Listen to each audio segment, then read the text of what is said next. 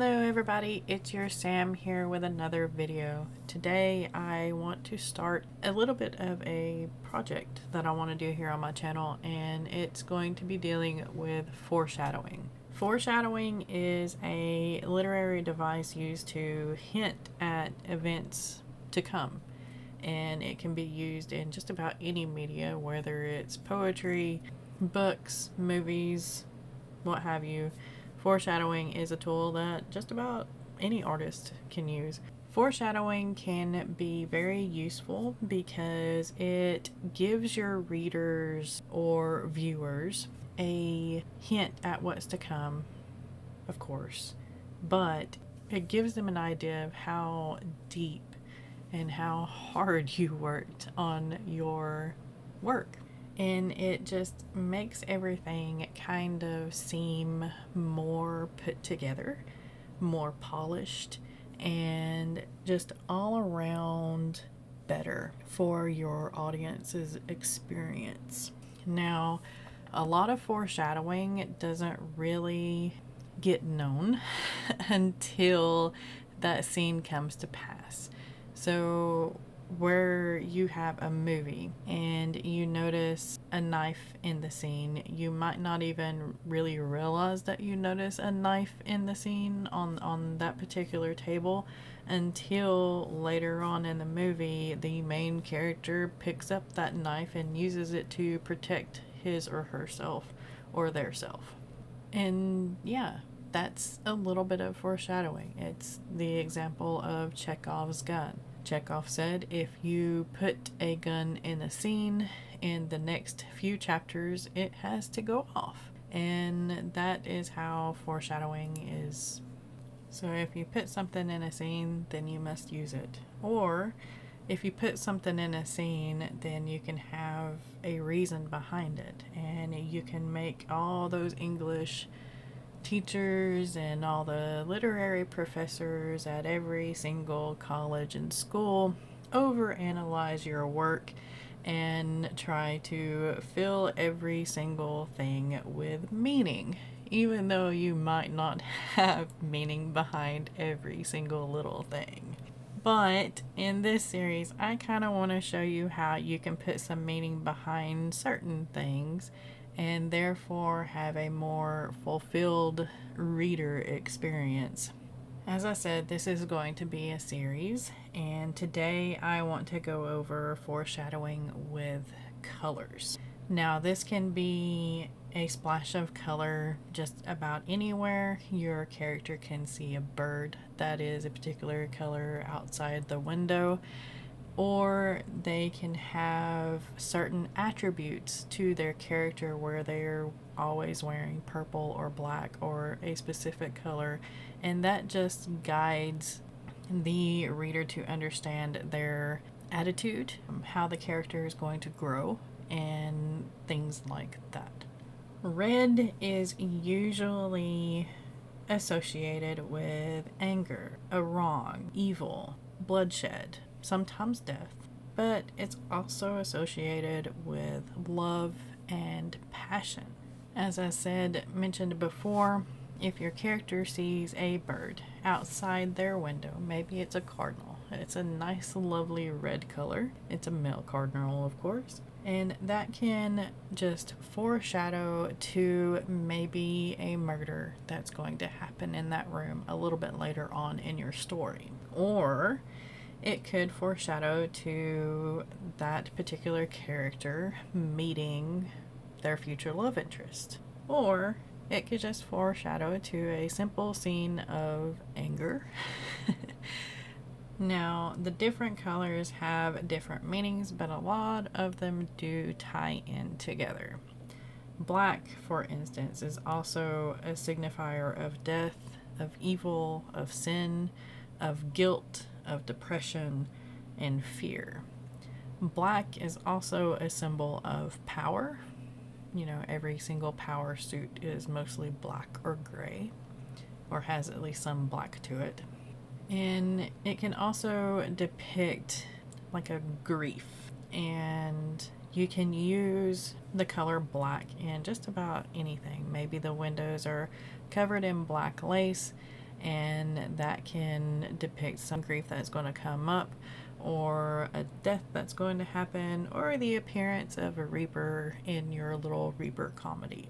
Green signifies sickness, envy, poison, but it can also signify nature, life, growth, soothing presence, or even peace. A lot of times green is found in moments where a character is kind of pulling themselves out of their deep, dark moment, the moment of despair, like right before the climax. Sometimes green appears there. I've noticed that a little bit in movies, and sometimes red does too, just, for passion kind of thing. They reignite their passion, or they find a peace within themselves, and then they rally themselves towards the climax. Yellow signifies happy, or sunshine, or hope, and sometimes yellow can mean like death or poison. It just depends on kind of the shade of yellow, or sickness, even like a pale yellow or like a green yellow. Just really depends on how you put it in there as to what yellow can signify, just like with all colors here. Blue can mean good, calmness, comfort.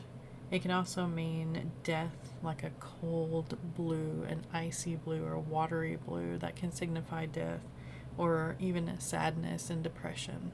Orange is usually like high energy, or it's caution or warning. So you can use a flash of orange somewhere to kind of warn the reader that something is going to happen here or to that particular character. Purple signifies royalty, therefore it signifies power. And it also signifies stability, because with power and riches usually comes stability. But on the other side of the coin, it can also signify an upheaval. Most people in power are thrown out of power. Purple is also used as a comforting color or a warm color. Lavender is purple, and that is a very comforting flower, or calming flower too.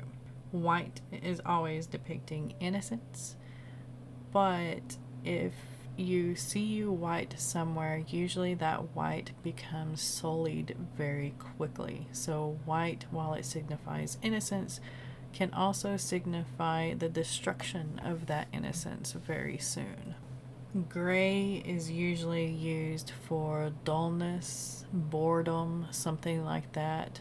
A lot of times gray is in the book or story right before the inciting incident. Just like Dorothy entering Oz.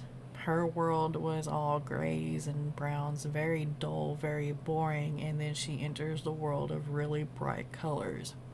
So kind of think on that a little bit as you're kind of foreshadowing a break into the new world or an exciting new possibility for your characters.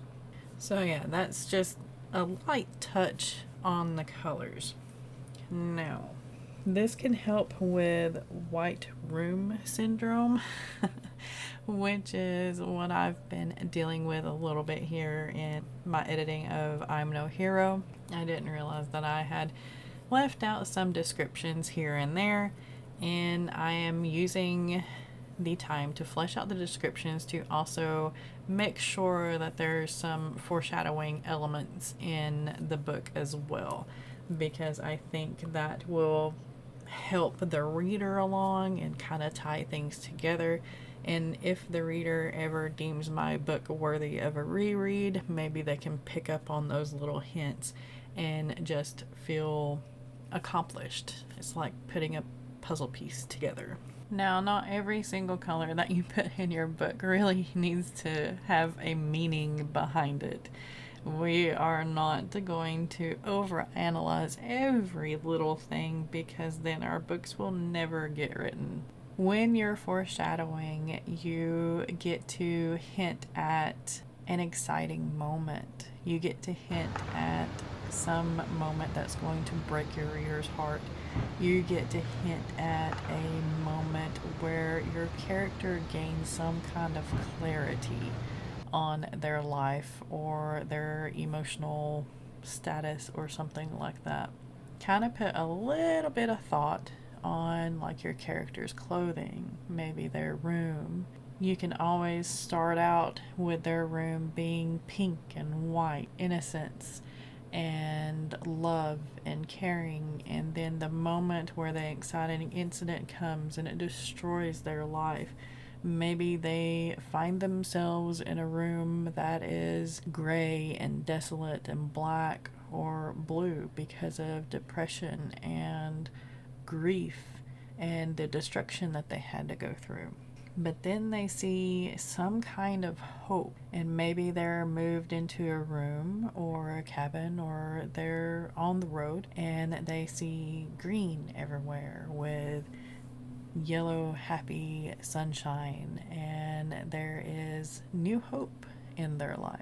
So kind of keep in mind the flow of colors through your acts and through your story, because they can have very significant meaning behind what your character is going through if you want it to.